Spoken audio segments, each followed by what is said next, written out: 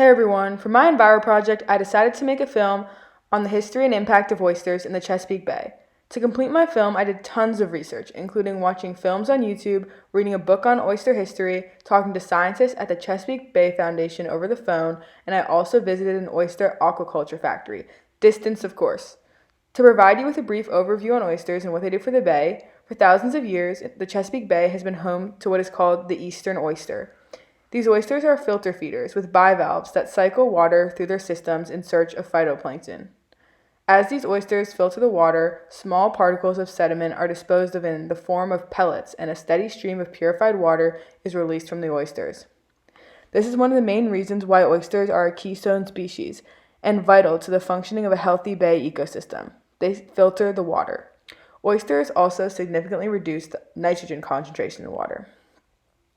The prehistoric formation of the Chesapeake Bay, with its brackish water, was ideal for oysters. Huge columns of oysters poked out of the waterline. Native Americans also hunted and ate oysters, and the British were no strangers to oysters as well. Even before 1607, when the first English ships hit the shores of the Chesapeake Bay, Shakespeare had already said his famous line, "Why, then the world's mine oyster, which I with a sword will open." Jamestown, which was a struggling English colony, was saved by John Smith when he showed the colonists piles of oysters after the crops they had tried to grow failed. Each oyster is about 9 calories, mostly protein, and can be cooked, eaten, or raw. Even the oyster shell is useful and was used to create lime, an important component of bricklaying. At the end of the 17th century, a new type of technology used for oyster harvesting was introduced to the Chesapeake. The innovation was tongs. Using them replaced bringing in oysters by hand or with rakes. Tongs were just far more efficient. The population surrounding the Chesapeake Bay grew, and so did farming. Wheat plows were used for the first time in the Chesapeake watershed and introduced issues that we still battle today: siltation and erosion. Exposed furrows of soil began to wash away with the rain, and combined with increased deforestation, erosion accelerated. By the Revolutionary War, the rivers started to be choked with mud, and many of the oyster shoals started to drown quietly under all this accumulating silt and settling topsoil.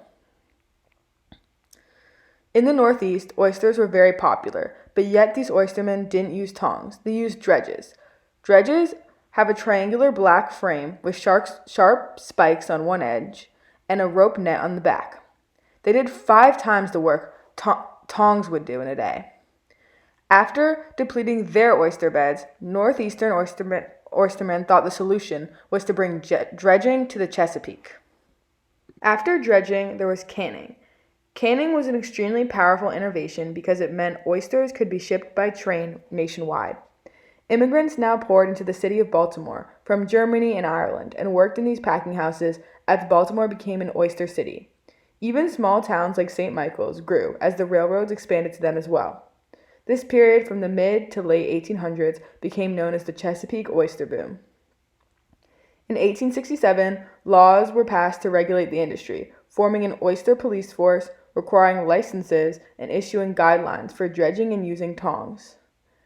These rules only heightened the battles between tongers and dredgers and did nothing to help the environment.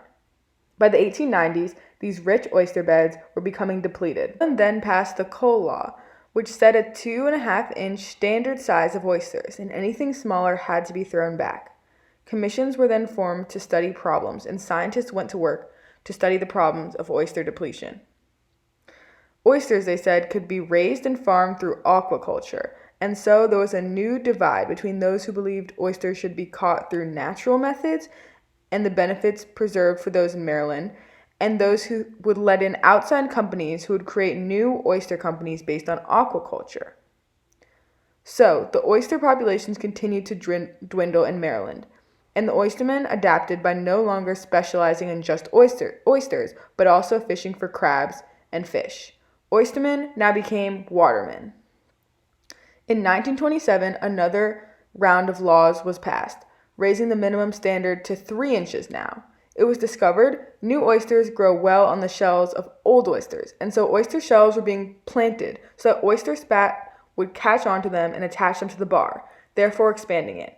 One oyster can fertilize many oysters, which means they can grow quite rapidly if they have the space, allowing them to.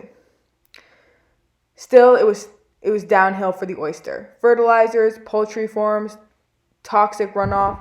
Since World War II, chemical advances have harmed oysters because of synthetic fertilizers and their toxic runoff. This created algal blooms in the bay in summer, and silt was developing in the beds.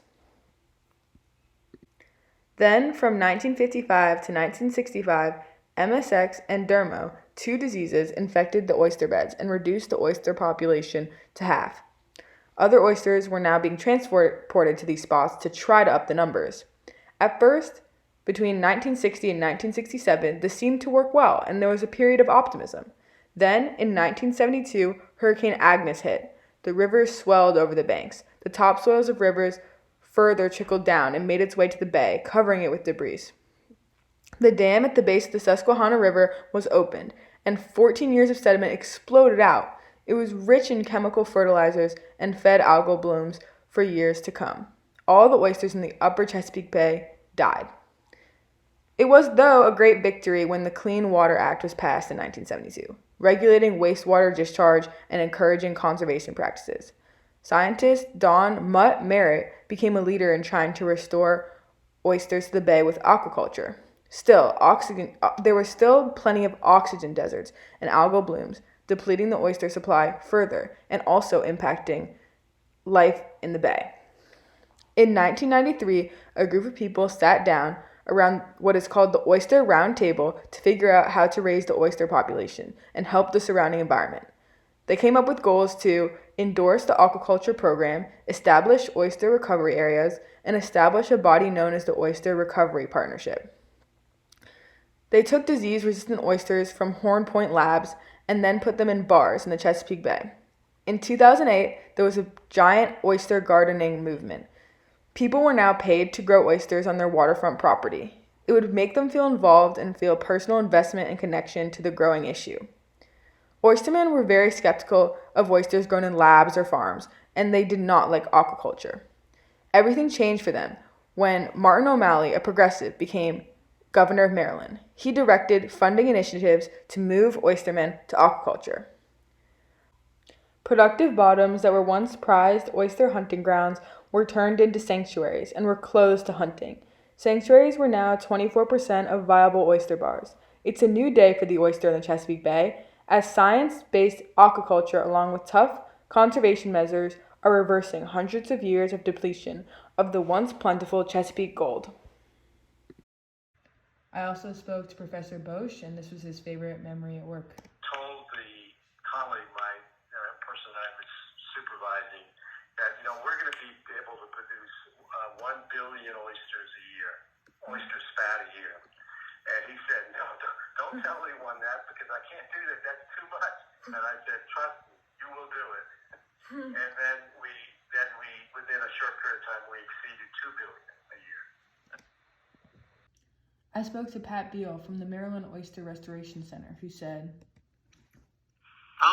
not much has changed in the last 7 years, I can tell you that, as far as restoration is concerned. I mean, we've had some major legislative changes that have been really beneficial to the state of Maryland as far as oyster restoration is concerned.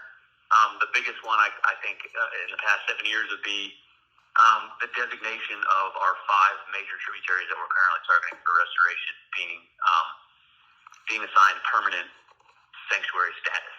So forever and ever, they will be sanctuaries. And to gather even more information, me and my dad went to Hooper's Oyster Company. We drove 20 minutes to Cambridge, Maryland, and found an open warehouse. We wore masks and were greeted by the warehouse's owner. It was a manufacturing site for materials used in oyster aquaculture. He graciously and from a distance showed us around and explained the different equipment used in oyster aquaculture. We learned that aquaculture is a very intricate business. He was also selling fresh oysters. We got some, and they were some of the best oysters ever. In sum, I learned about how detrimental overharvesting is and how it's really hard to undo. I also learned how erosion and siltation plays a factor and just how important keystone species are to their environment.